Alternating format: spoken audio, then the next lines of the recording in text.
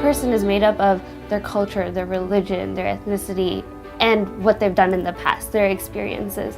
And I think Georgetown, because of its Jesuit ideals, really emphasizes that, but in a way that anyone and everyone can apply it to their own lives regardless of their religious affiliation. This wasn't generated by Georgetown. This was generated by the Doyles. They said this is central. The next generation has to be a generation that understands the world, that understands different cultures, that understands each other, that tolerates differences in their lives. We know that students are encountering these issues out in their lives, out in the campus, out in the co-curriculum, in the workplace, if they have internships, or when studying abroad.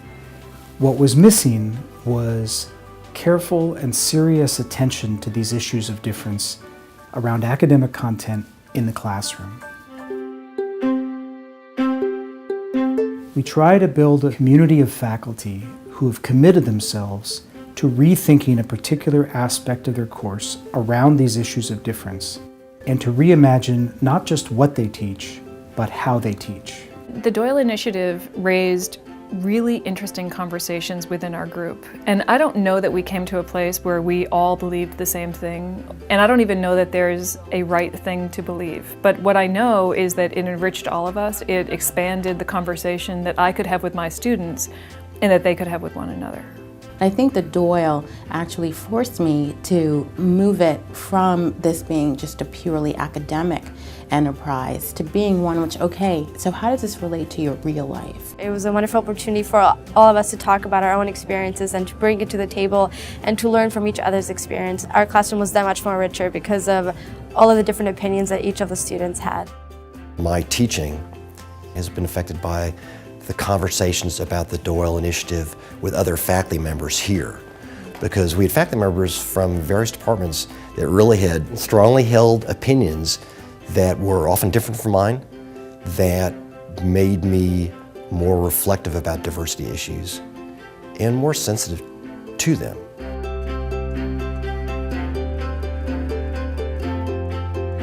In Doyle undergraduate fellows courses, students don't just write term papers.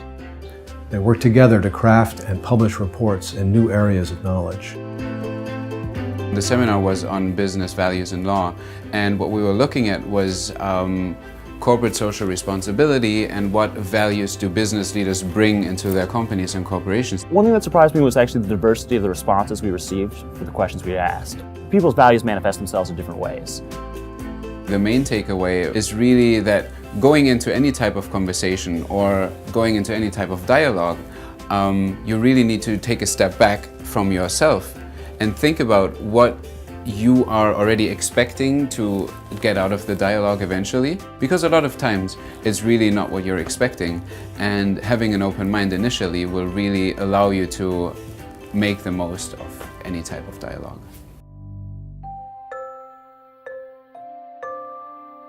Writing for the Junior Year Abroad Network gives students an opportunity to immerse themselves further in the cultures of their host countries. One of our 7 Jesuit core values is being a contemplative in action, and I found last year that being part of the Doyle Initiative Junior Year Abroad Network let me be a contemplative while traveling.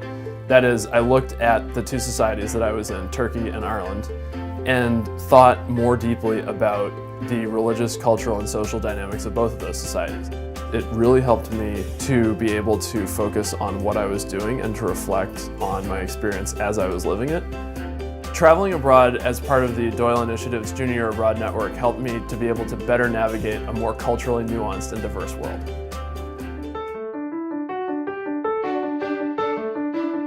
My Jesuit professor always says an unexamined life is a life not worth living. Really examining diversity and what it means to engage with people of different backgrounds, different cultures, different beliefs, different faiths is fundamentally important for us to address. Letting go of your preconceived notions is really what is going to allow you to gain the most from any type of conversation or dialogue that you're having. My favorite feedback comes when a senior, graduating senior, says, "I thought I knew everything. I realize I don't know anything about this." That means they've had this moment where something challenged the very way they think about the world. Endowing the Doyle Initiative is remarkably good luck for Georgetown. How nice that our students can now benefit from understanding diversity and understanding the way that we treat people. In 5 years, 10 years, or 15 years, or 30 years, the Doyle program will be like the liberal arts seminar or like the Ignatius seminars. It will be part of the fabric of the curriculum and will grow over time. Georgetown really does emphasize that cura personalis, the looking to the whole person, and what I've learned at least is that everyone has a story to tell.